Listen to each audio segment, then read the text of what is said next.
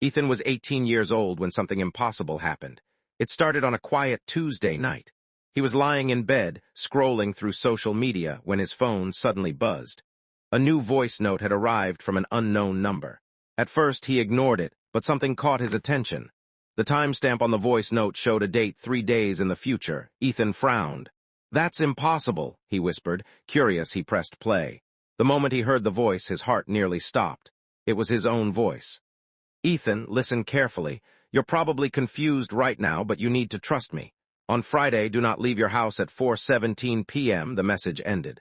Ethan sat in silence. Was this some kind of prank? Maybe one of his friends had used an AI voice changer. He laughed and deleted the message. The next morning, he forgot about it. But that evening, another voice note arrived. Again, it was dated in the future. Again, it was his own voice.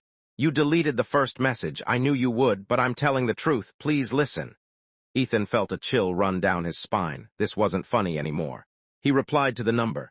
"Who are you?" No response. Minutes later, another voice note arrived. "I can't explain everything yet. Just stay inside on Friday." Ethan tried calling the number. The call failed immediately. Over the next 2 days, more messages appeared. Each one contained small predictions. A teacher would cancel class. His friend would spill a drink at lunch. The power in his neighborhood would go out for exactly 10 minutes. Every prediction came true. Ethan's fear turned into obsession. He listened to the voice notes over and over again. The voice sounded exactly like him. Every pause, every breath, every word. By Friday afternoon, Ethan was convinced that something strange was happening. But he still couldn't believe the warning. At 4:15 p.m., he stood by the front door. His phone buzzed. A final voice note appeared. "Ethan, if you're hearing this, do not leave. This is your last chance." Ethan looked out the window. The street seemed normal. Cars passed by. Children played outside. Nothing looked dangerous. He shook his head. "I'm done being scared."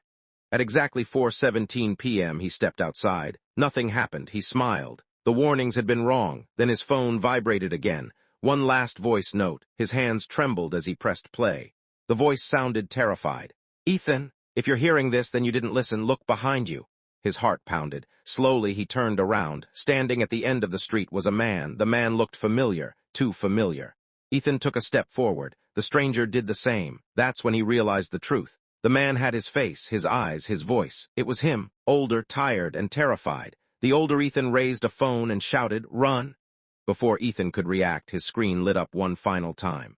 A new voice note had arrived. The sender's name was no longer unknown.